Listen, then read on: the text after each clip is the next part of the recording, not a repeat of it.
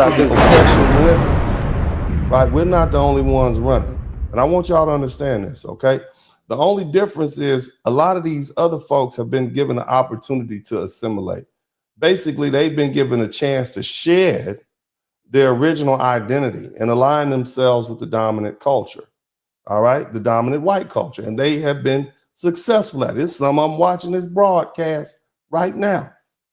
And what's happened is because of that reclassification and economic mobility, these communities have escaped many of the harsher realities of discrimination, but often at the cost of their heritage, their cultural, and their historical struggles, okay?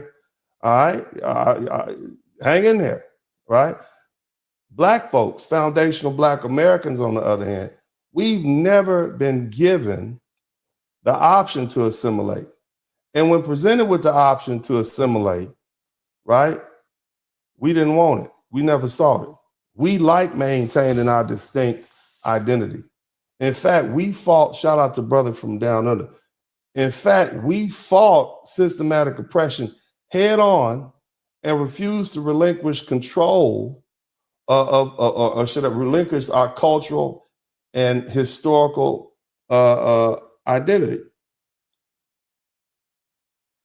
See, our struggle has been resilience, not reclassification. Now, let's take, for instance, the first group that I would like to address. Let's talk about the Irish Americans. Shout out to the Irish, noble, wonderful people, hardworking people, oftentimes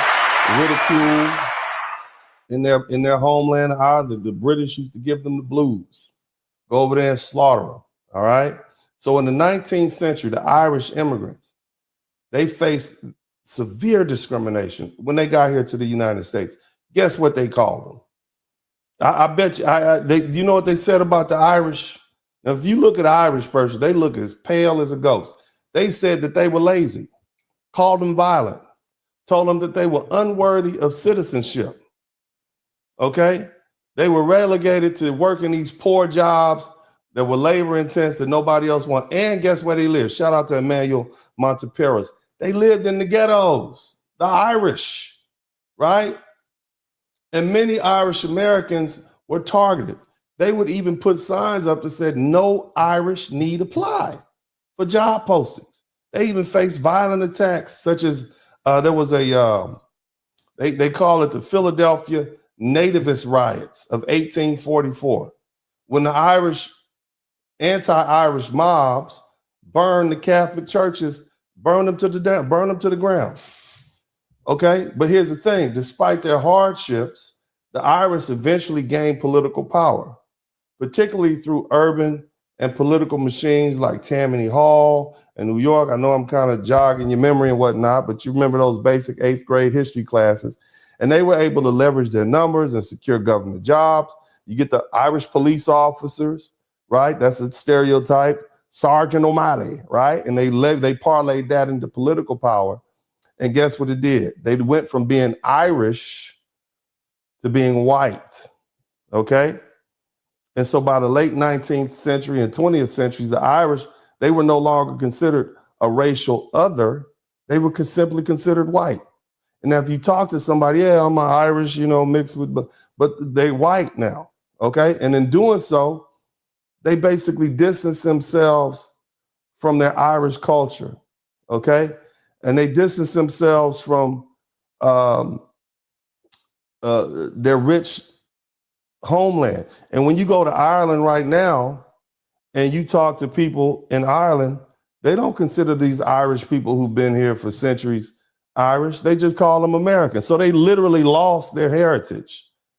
You understand what I'm saying? Okay. Now, the other group of people, and I want you to understand this, the Italians. If anybody has gone to Italy or gone to Sicily or Italy, when you look at those people, they are very olive colored. Matter of fact, they are known for being olive tone. The Italians, right? When Italian immigrants first got, particularly in the 20th century, when they arrived to the US, they faced deep prejudice, okay? Deep prejudice. In Louisiana, the largest group of people hung at the same time were the Italians. I mean lynched. They literally lynched a whole bunch of Italians at the same time. That's what they did to them in Louisiana, one of the deep South states. Okay, but they also were faced with the same stereotype. They were called criminals. They were called anarchists. They said they were unfit to be American citizens. All right, there was a trial called the Sacco Vanzetti trial in the 1920 from 1920 to 1927. Shout out to Frozen 06, in which two Italian anarchists were controversially convicted and executed. And that highlighted the widespread suspicion and hostility towards Italians. All right. However, right, Italian Americans gained economic stability through organized labor, small business, and political involvement. And they sought assimilation in the whiteness. Okay. And if you don't believe the Italians were criminalized, come on, man. Every time you think of Italian, are you with the mob? You see what I'm saying? And it's Italians that they find that annoying when you say that. Okay, just keep in mind, that's like asking every black person you see, man, what are you, vice lords, Crip, blood, folks? What are you? You see what I'm saying? Or just making assumptions. But here's the thing: over time, Italians were legally and socially reclassified as white Americans, and it gave them access to jobs, housing, and political representation, and black, stuff that black Americans were still denied. And so by the time the 1930s and 40s, there was an explicit push by Italian Americans to embrace the white identity, and many of them, because of that, there was a movie, The Godfather, and young Michael, as he came from the war, you see what color his wife was, or the lady, the first woman he married, right, or the lady he was dealing with, she was a white woman. You see what I mean? So more so, when you look at that story, you really begin to understand, he wanted to be an American hero. He got this white woman.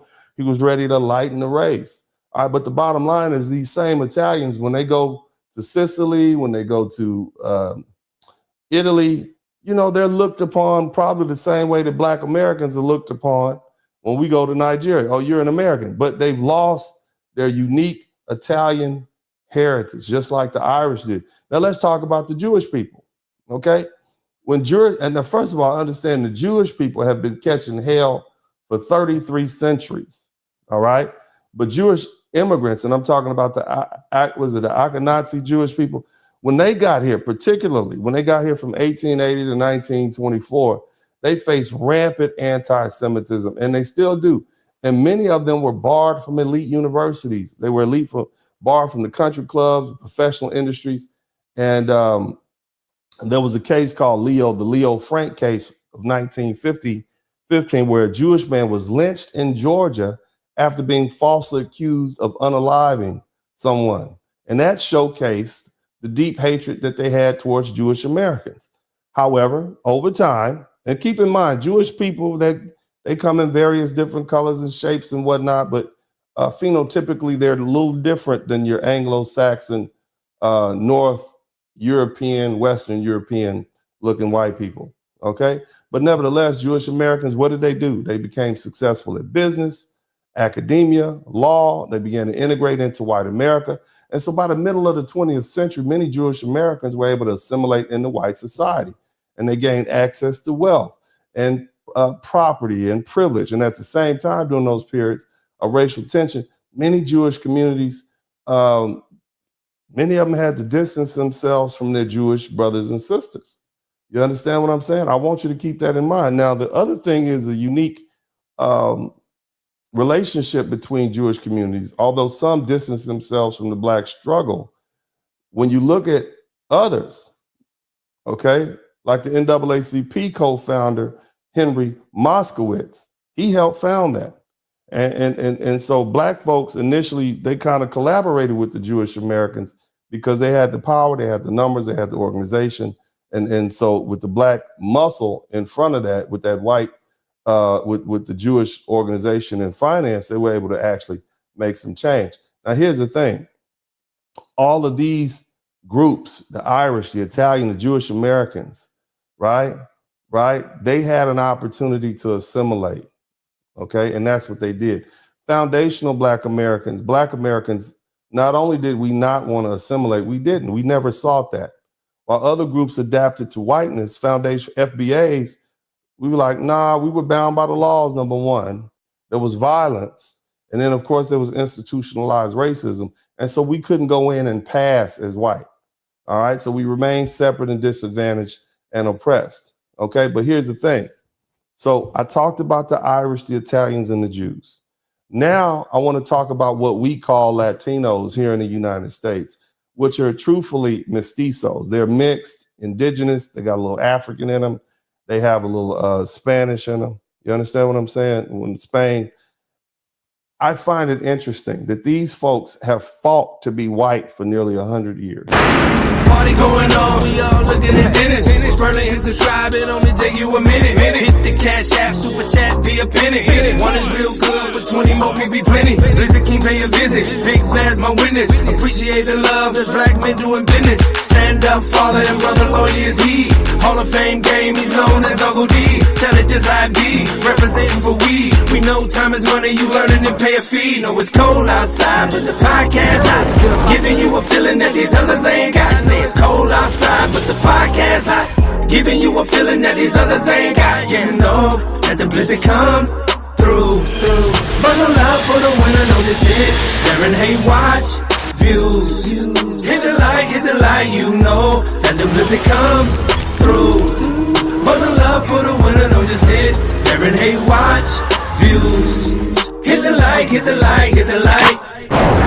We still look at all the beautiful music that we've created. That's what's on the inside of us. We are wonderful people.